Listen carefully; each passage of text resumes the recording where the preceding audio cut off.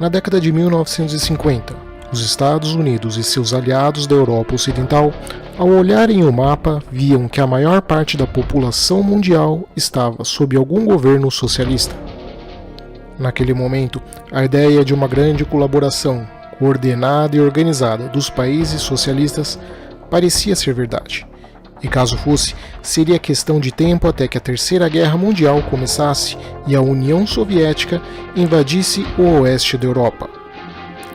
Diante dos impressionantes números soviéticos daquele momento, parecia claro para o alto comando da OTAN, o Tratado da Organização do Atlântico Norte, que a Europa Ocidental seria cedo ou tarde perdida para as numerosas colunas de soldados soviéticos apoiados pelos vastos tanques vermelhos. Com isso, a CIA, em conjunto com as agências de espionagem europeias, prepararam um plano secreto para transformar a vida dos soldados soviéticos um inferno na área ocupada. No vídeo de hoje, veremos que plano era esse e como, apesar de ser um plano para um e se, acabou tendo repercussões reais.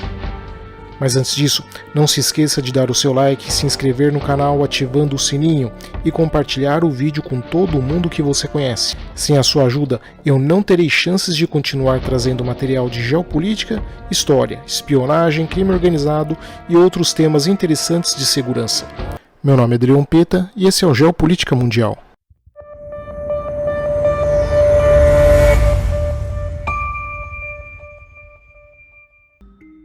Hoje em dia, ao olharmos para trás, é fácil achar que decisões ou opiniões de antigos líderes era errada ou ridícula. Porém, temos a ampla vantagem da história, sabendo o que deu errado e o porquê deu errado. Mas os estrategistas ocidentais, no início da Guerra Fria, ao olharem para o mapa, quase todo pintado de vermelho, tinham razão ao seu ver de achar que as forças da União Soviética, em conjunto com seus aliados do Pacto de Varsóvia, eram uma força indestrutível. As poucas informações que conseguiam atravessar a cortina de ferro traziam números assustadores. Milhões e milhões de soldados apoiados por centenas de milhares de tanques e dezenas de milhares de aviões abastecidos por uma economia cuja a indústria crescia a passos largos, abastecida por uma vastidão quase infinita de recursos naturais. Tais informações transformariam até mesmo o mais cético em paranoico com uma inevitável invasão soviética na Europa Ocidental.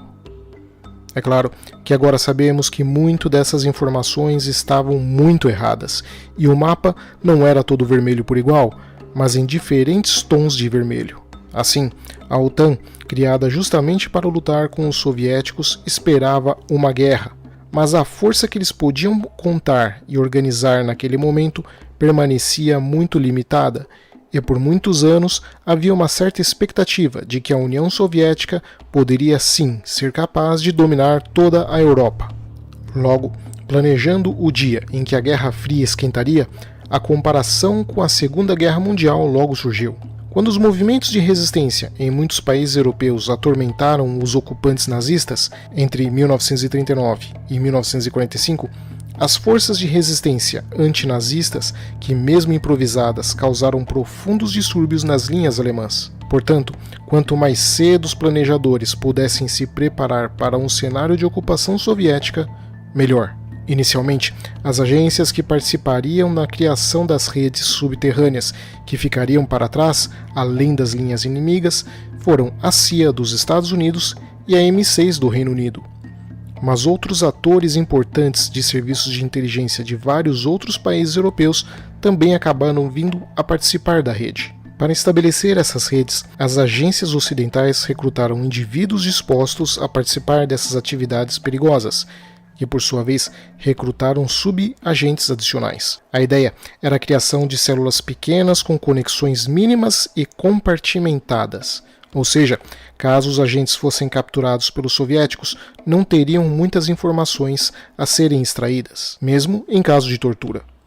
Esses agentes, cidadãos comuns e membros das forças de segurança dos países europeus, além de terem recebido algum treinamento em inteligência e contra-inteligência, ou seja, espionagem e contra-espionagem, sabiam ainda dos esconderijos de armas, munições, rádio, equipamentos e outros itens vitais para suas próprias células.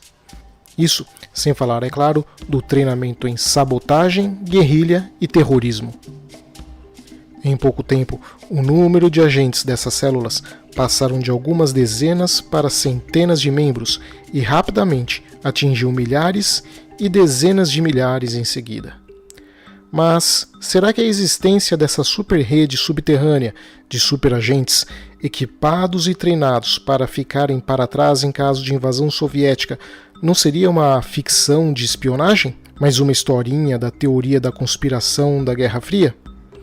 E a resposta simples e direta é não. Após a queda da União Soviética, além de vários documentos soviéticos que foram tornados públicos, muita coisa do Ocidente também foi exposta. E uma dessas coisas era a Operação Gladio. O governo italiano, através de seu primeiro-ministro, Giulio Andreotti, tornou pública a existência de tal rede secreta no início dos anos 90. E ao longo dos anos, o fluxo recorrente de revelações em relação a redes semelhantes em outros países europeus também veio à tona, abrindo espaço até mesmo para investigações oficiais. Mas o que é mais interessante é que, apesar dessas células adormecidas terem sido criadas para serem ativadas apenas em caso de ocupação soviética, na verdade, muitas delas acabaram agindo de fato mesmo nos tempos de paz. E o pior, com as forças policiais dos países europeus muitas vezes encobrindo tais atos. A Operação Gladio, ou Espada em italiano, na verdade era o codinome do braço na Itália dessa operação e em outros departamentos de alguns países europeus, sendo que em outros países a mesma operação recebeu nomes diferentes, como Absalom na Dinamarca ou Plan Bleu na França. Em alguns casos, a organização utilizou o seu treinamento em espionagem e guerrilha, acesso a armas e fontes de diferentes países para dar golpes de Estado ou pelo menos tentar, como na Grécia de 1975. Porém, apesar de ser algo altamente secreto e desconhecido do grande público, somente tendo vindo a ser confirmado no início dos anos 90, a existência desse exército secreto já era conhecido pelo Serviço Secreto da Alemanha Oriental, a Stasi.